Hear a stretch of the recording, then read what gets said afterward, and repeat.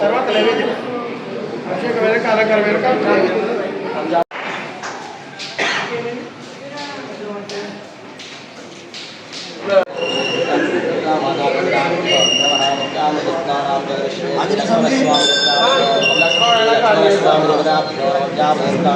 पुनः शुद्धोदकस्नानां पंचामृतस्नानां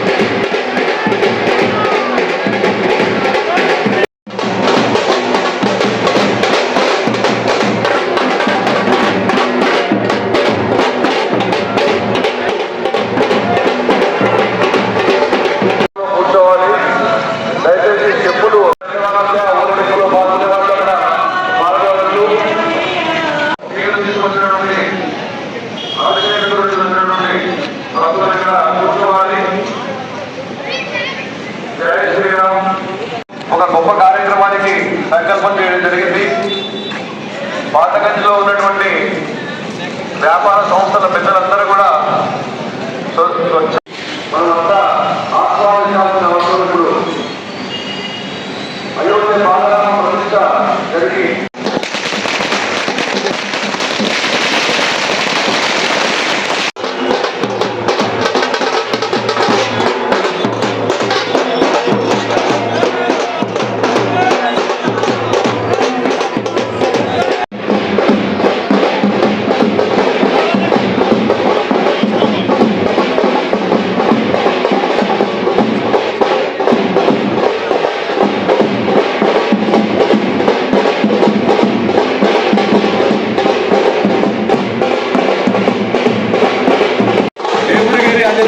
దేవాలయం నుండి రాములవారి ఉత్సవ విగ్రహాలను ఊరేగింపుగా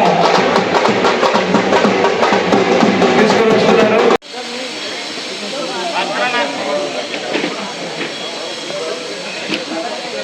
స్వామి పూజ ప్రారంభం చేయాలి. పూజ కూర్చునే వాళ్ళు రాలేదు, వాళ్ళ ఫోన్లు చేయండి.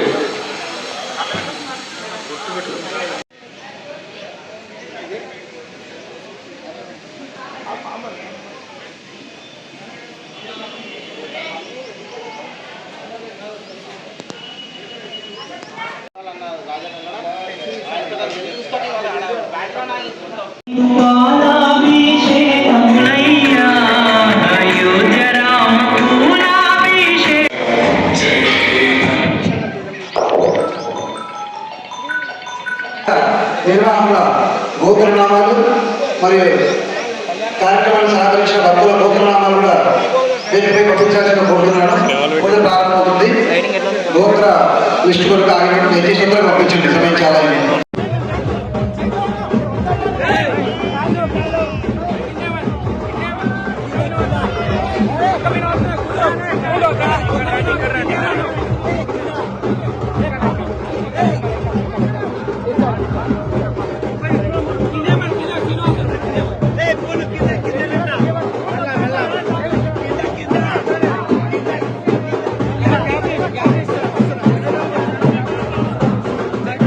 Thank you.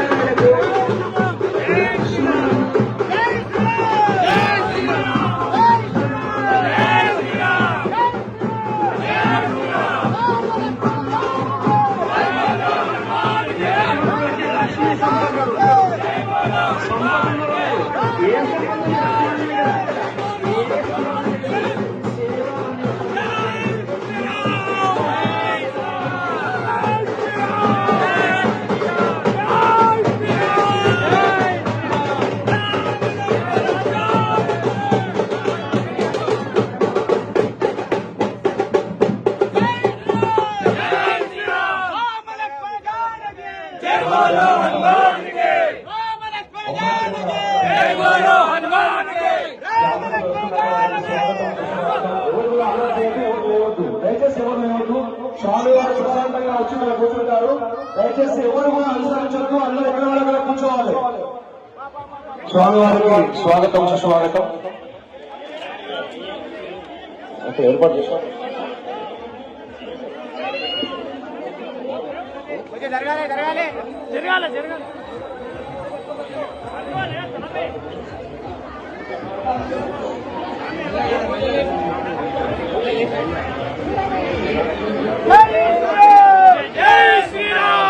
జై శ్రీరామ్. అక్కడే కూర్చోవాలి. దయచేసి చాలా సింపుల్ స్వామి వారికి. లేవాలి లేవాలి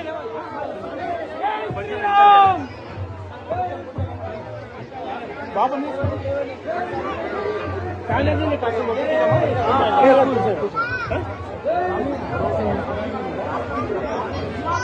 దర్శనం కోదాం భాయ్, దర్శనం ఇట్లకి స్వామివారు కూర్చున్నారు.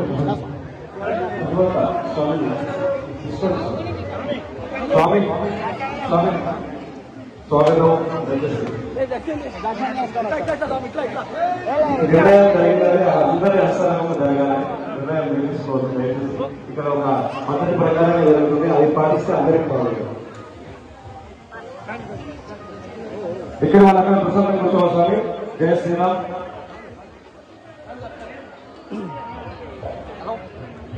అంబాద్రియ పీఠాధిపతులు దయచేసి ఇక్కడ కూర్చోవాలి. దయచేసి కూర్చోవాలి. కార్యకర్తలు అందరూ కూడా కూర్చోవాలి. మన కార్యక్రమానికి రావడం మనందరి అదృష్టం. కూర్చోవాలి. దయచేసి కూర్చోవాలి. స్వామి స్వామి కూర్చోవాలి. కూర్చోవాలి. జై శ్రీరామ్. గట్టిగా చంద్రబాబు కూడా జై శ్రీరామ్. జై శ్రీరామ్. ఈరోజు సమాజంలో సనాతన హైందవ ధర్మాన్ని ప్రచారం చేసే దిశగా మనం అడుగులేస్తున్నాం. ఇది స్వామివారి సంకల్పం. ఈ కార్యక్రమంలో మనం మధ్యలో ఉన్నాం. పల్లెల్ల వారి ప్రసంగం కొనసాగిస్తారు. అనంతరం స్వామివారు ప్రసంగం ఆశీర్వాద ప్రసంగం చేస్తారు. దయచేసి అందరూ కూడా గమనించాలి.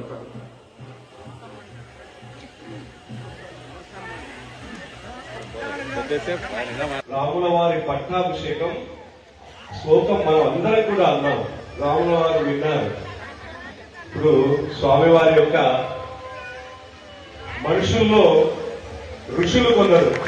మానవ జన్మ అందరికీ వస్తుంది. అది సార్థకం చేసుకుని ఋషుత్వాన్ని పొంది జీవితాన్ని సనాతన హైందవ ధర్మం కోసం అంకితం చేసినటువంటి పెద్దలు అంబాద్రయాధీశ్వర స్వామి వారు. వారు ఇక్కడికి రావడం మనందరికీ ఒక గొప్ప వరం. ఆ వరాన్ని, ఆ శక్తిని మనమంతా ఆస్వాదించాలి హృదయపూర్వకంగా. అందుకని స్వామివారి దివ్యమైన ప్రసంగం విందాం. దయచేసి ఆలస్యాన్ని క్షమించాలి. ప్రసంగించాల్సిందిగా మనం. జై శ్రీరామ్. జై బాబా హనుమాన్.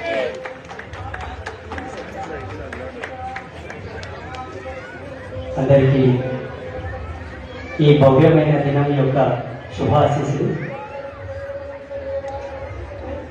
స్వామివారు వచ్చారు, ఏదైనా చెప్తాడు అనే ఆశతో మీరందరూ వచ్చారు. ధర్మాన్ని జాగృతం చేయాలంటే ఒక సభ, 2 సభలు సరిపో. అంటే ప్రస్తుతం వర్తమానం ఉన్న పరిస్థితులను బట్టి ఇటువంటి ప్రోగ్రామ్స్ ఏదో ఒక మూలన జరిగినంత మాత్రాన జాగృతం వస్తుందని అనుకోకూడదు.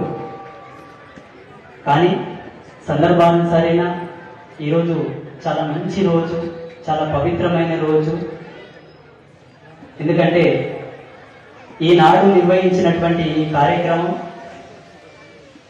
ఒక మత ప్రాతిపదికకు సంబంధించింది కాదు. ఆనాడు శ్రీరామచంద్ర ప్రభుల వారు ధర్మం ఎలా ఉంటుందయ్యా అని ఋషులు చర్చించుకున్నారు. ఒక 10 మంది సాధువులు కూర్చొని ధర్మం ఎలా ఉంటుంది అని చర్చించుకుంటున్నారు. వారు చర్చించుకునే సందర్భంలోనే ఒక దివ్యమైన పురుషుడు అట్లా బాటపోటు వెళ్తా ఉన్నాడు. అందులో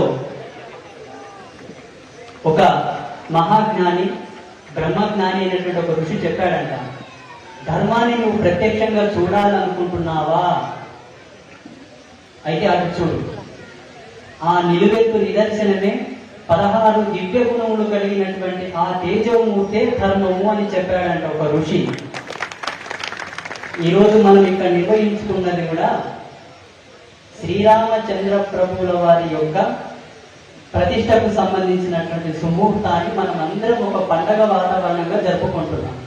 కానీ ధర్మాన్ని ప్రత్యక్షంగా పునః స్థాపించుకున్నటువంటి వైభవాన్ని మనం పునరావృతం చేసుకోవడమే ఈ దినము. ఇది ఎంతో గర్వకారకమైనటువంటి దినం మనందరికీ కూడా. అలాగే పోయిన సంవత్సరం స్వామివారి ప్రతిష్టకు మమ్మల్ని కూడా ఆహ్వానించారు. తెలంగాణ నుంచి కొంతమంది సాధువులకు వెళ్ళాం, అందులో నేను కూడా ఉన్నాను. అక్కడ స్వామివారి ప్రతిష్ట జరిగేటప్పుడు కొంతమంది సాధువులను కూర్చొని కొన్ని మాట్లాడుకున్నాం. మేము ఏమనంటే, శ్రీరామచంద్ర ప్రభుల వారి ప్రతిష్ట చేసినటువంటి ఈ దినము జాతీయ నేషనల్ ఫెస్టివల్ డేగా ప్రకటించాలని చెప్పి ఆమోదం చేశాను.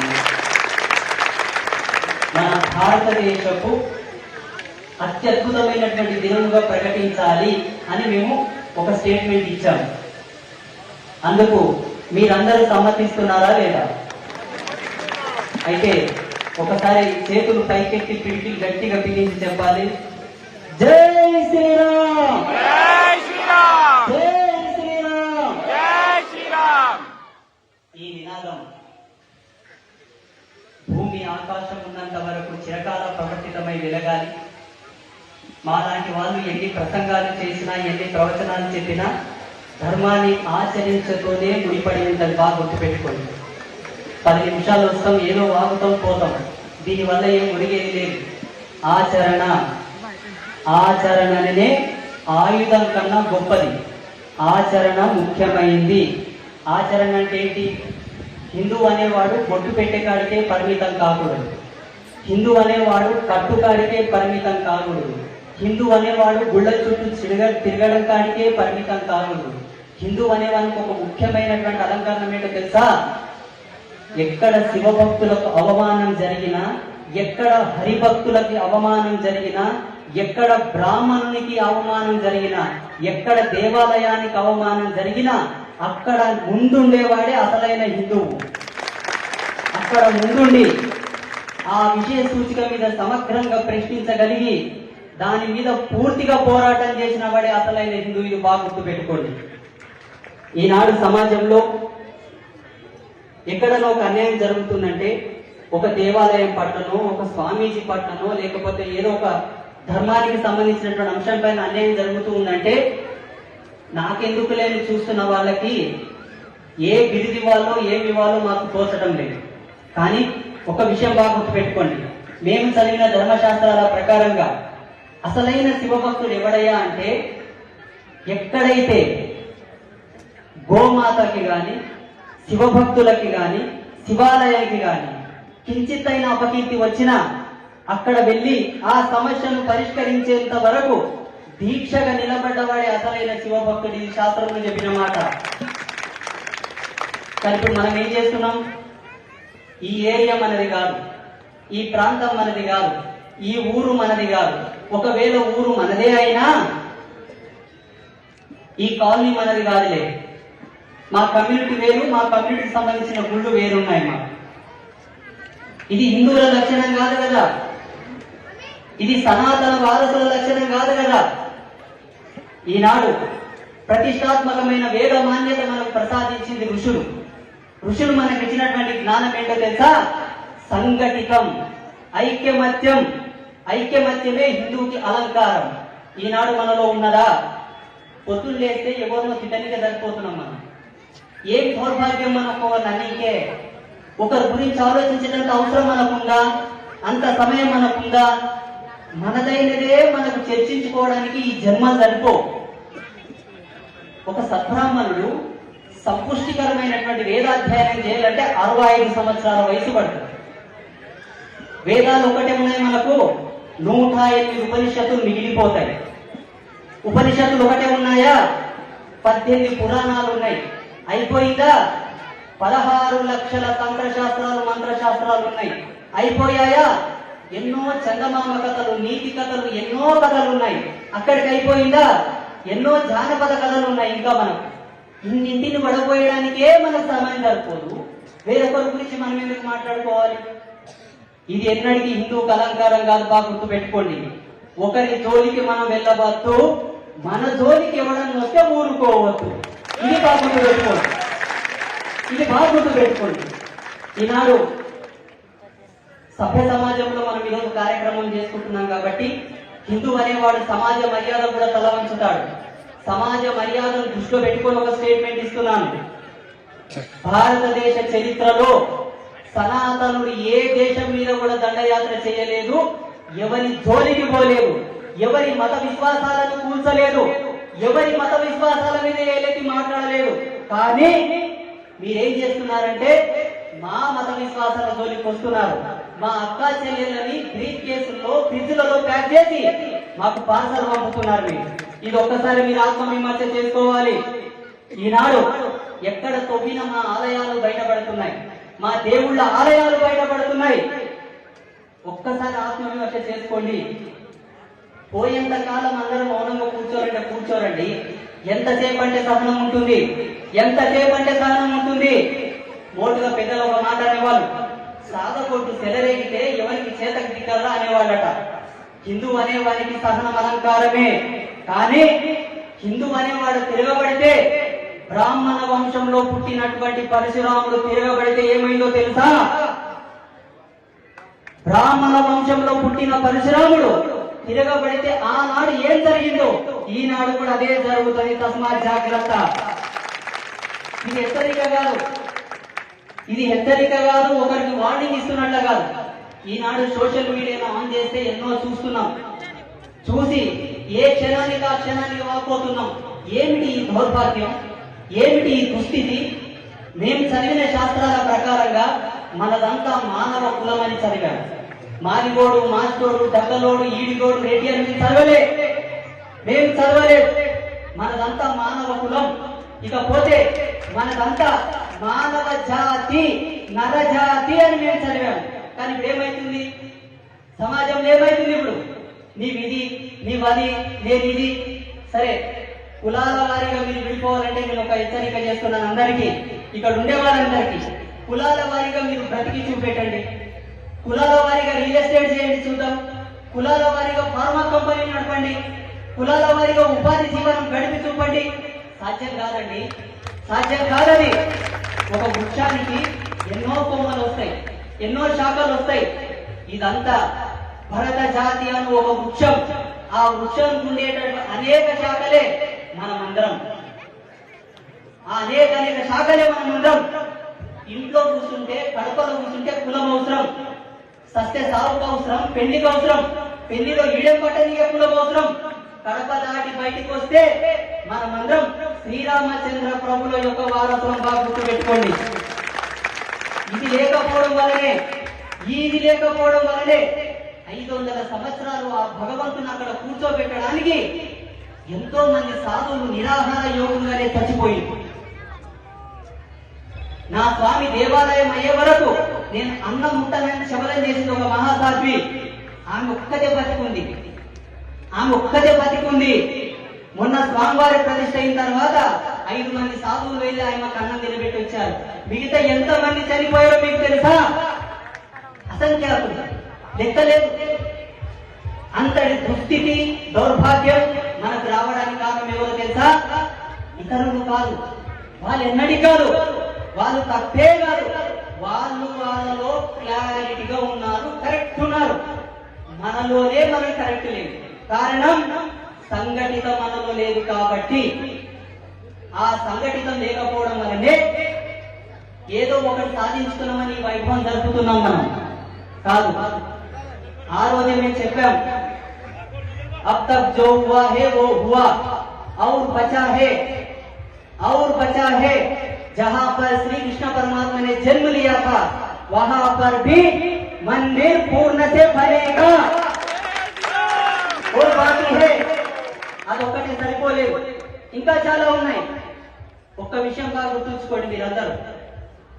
ఈ రోజు ఒక దేవాలయం నిర్మాణం చేసుకోవాలన్నా, ఒక చర్చి నిర్మాణం చేసుకోవాలన్నా, ఒక మసీదు నిర్మాణం చేసుకోవాలన్నా రాజ్యాంగబద్ధమైనటువంటి నియమాలకు కట్టుబడి దానికి సంబంధించిన పర్మిషన్ తో నిర్మాణం చేసుకుంటాం.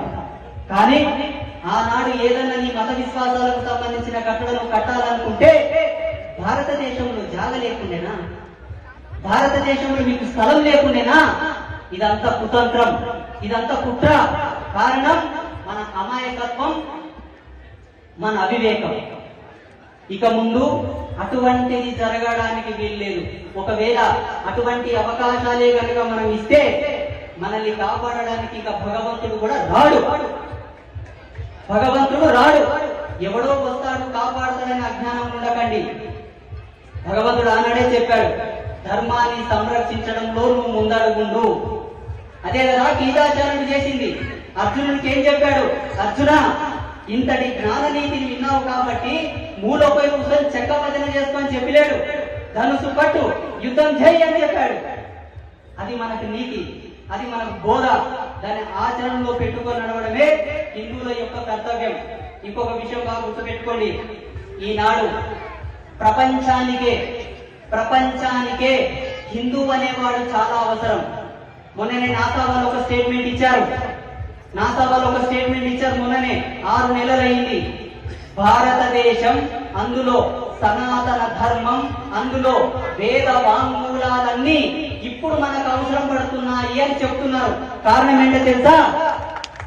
మన వేదాలు మత విశ్వాసాలు కాదండి, ఖగోళ విజ్ఞాన సంపత్తి.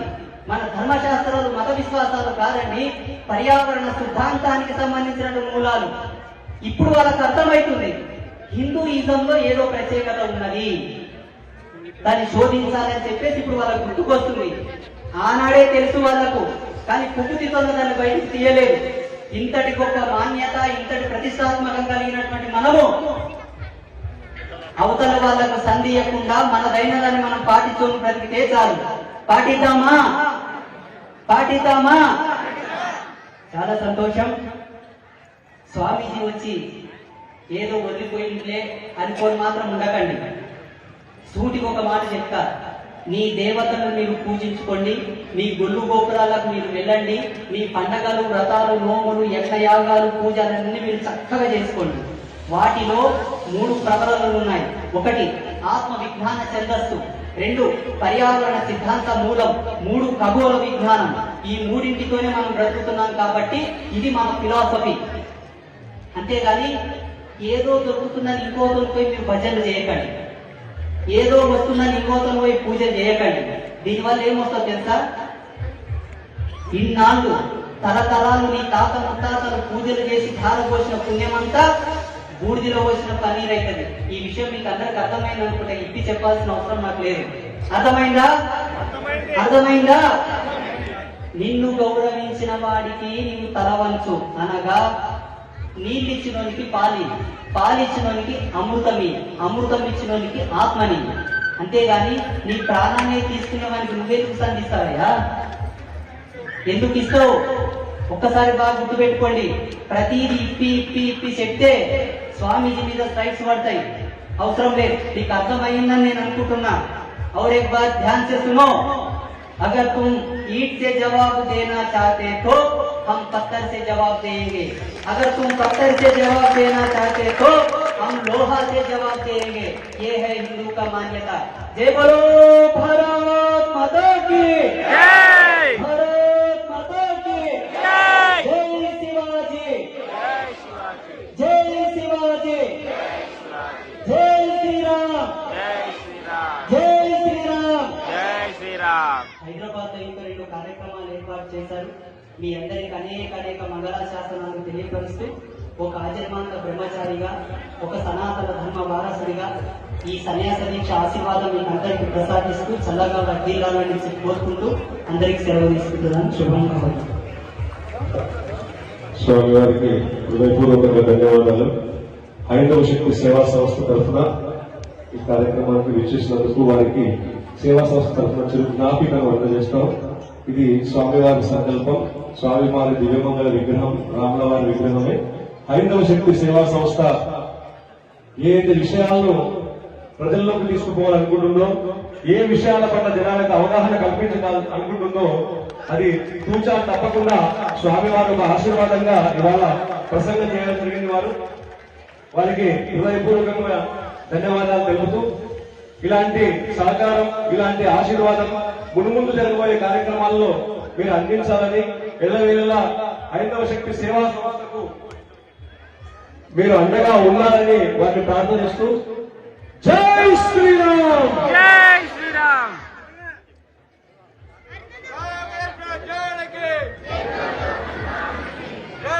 పల్లెల రామ్మోహన్ రావు గారికి సన్మానం మరియు జ్ఞాపిక. లేదు సార్, ఇంతసేపు మనకు రామాయణం గురించి లేదు సార్, శ్రీనివాస్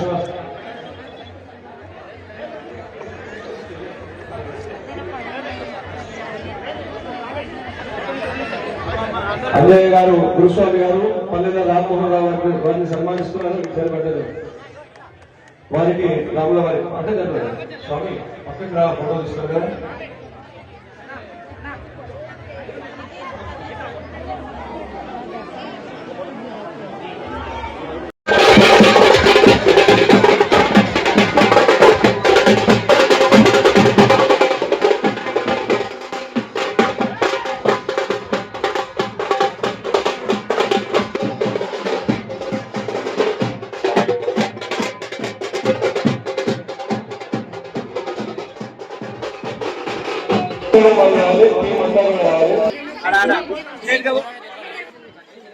శ్రీమతి శాంతి గారు, విద్యార్థులందరూ కూడా ప్రతి విద్యార్థి కూడా గిఫ్ట్ తప్పకుండా ఇస్తారు. ఇప్పుడు మాత్రం రాముని మేడం మాత్రమే సన్మానించండి. ఇది చేయండి చూడండి గట్టిగా, మీ కళతో చూడండి. బాలరాముని ముఖ కవళి అద్భుతంగా ఉన్నాయి, అందుకని అక్కడ కూర్చోవాలి. విషాదాలలో చాలా అందంగా తయారయ్యారు ఈ అబ్బాయికి.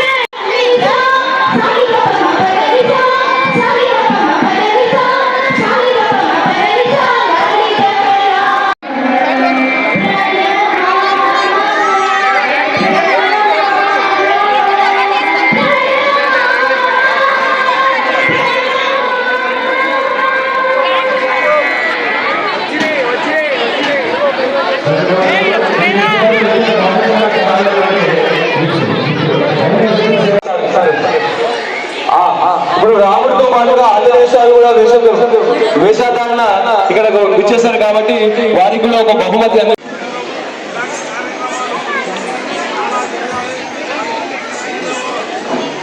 జరిగిందా.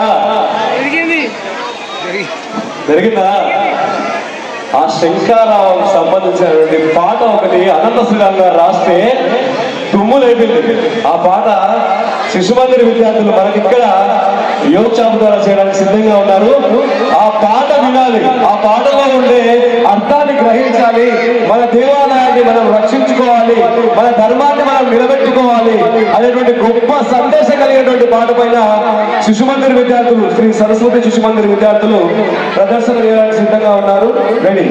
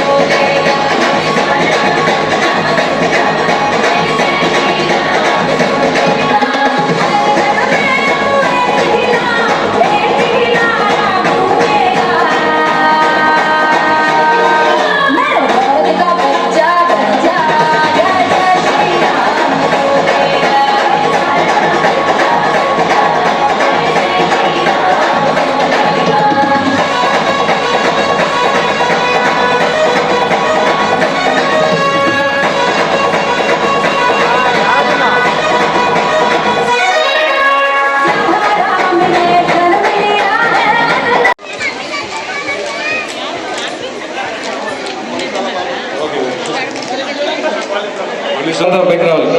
హైందవ శక్తి కార్యకర్తలు, హైందవ శక్తి సభ్యులు ఇక్కడ చుట్టుపక్కల ఉన్న వాళ్ళు హైందవ శక్తి అంతా కూడా అందరూ పిల్లర్లే.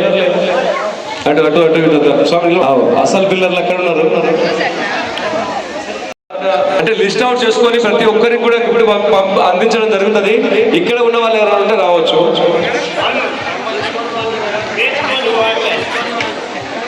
గ్రూప్ ఫోటో తీసుకోవచ్చు.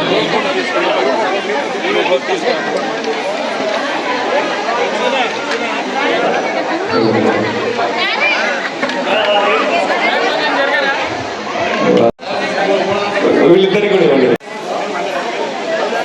అమ్మాయి అమ్మాయి వచ్చేసారు. అక్కడ ఒక బాబు ఉంది కదా,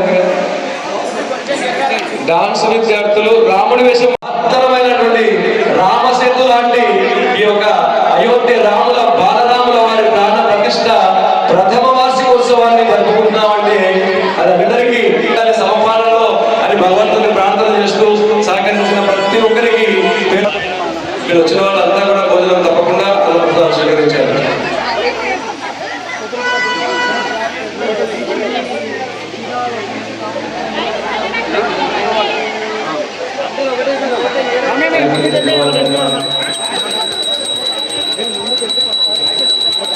ఇక్కడ అన్నప్రసాదం దగ్గర ఎవరైనా ఇంకా తినని వాళ్ళు ఉంటే అందరు తినండి. స్వామి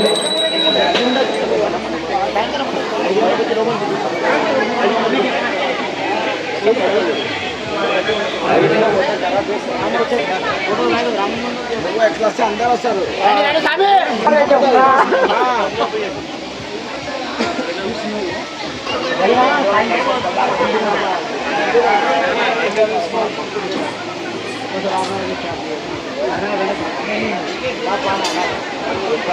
ఫోటో చేయడానికి చెప్తాను. ఇంట్లో ఉన్నారు.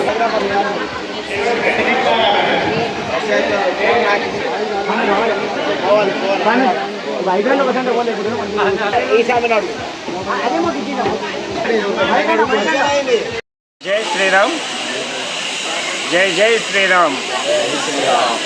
హైందవ శక్తి సేవా సంస్థ ఆధ్వర్యంలో పాలమూరు పట్టణంలో గడియారం చౌరస్తా పాత గంజిలో రంగరంగ వైభోగంగా శ్రీరాముని పట్టాభిషేకాన్ని నిర్వహించినాము.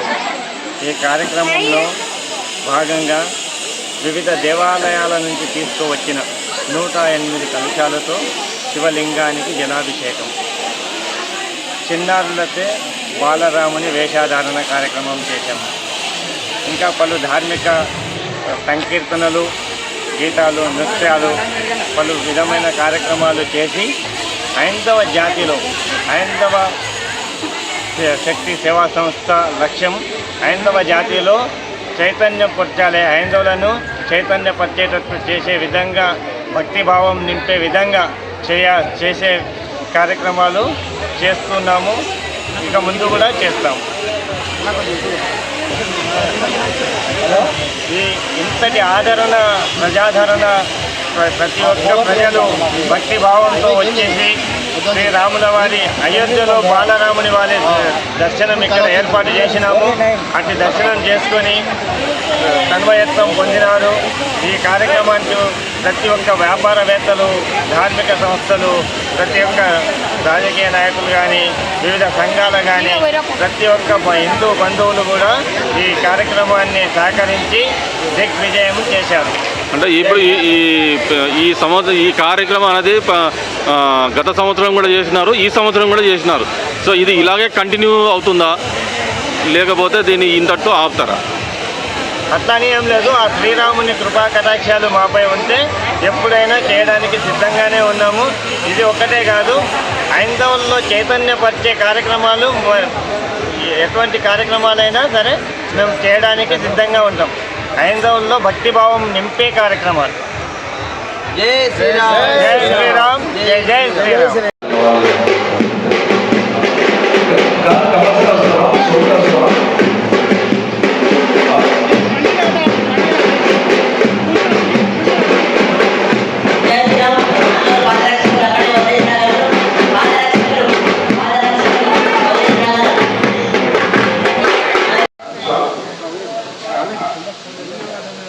ఏం తీసుకున్నా క్లియర్గా తీసుకోండి.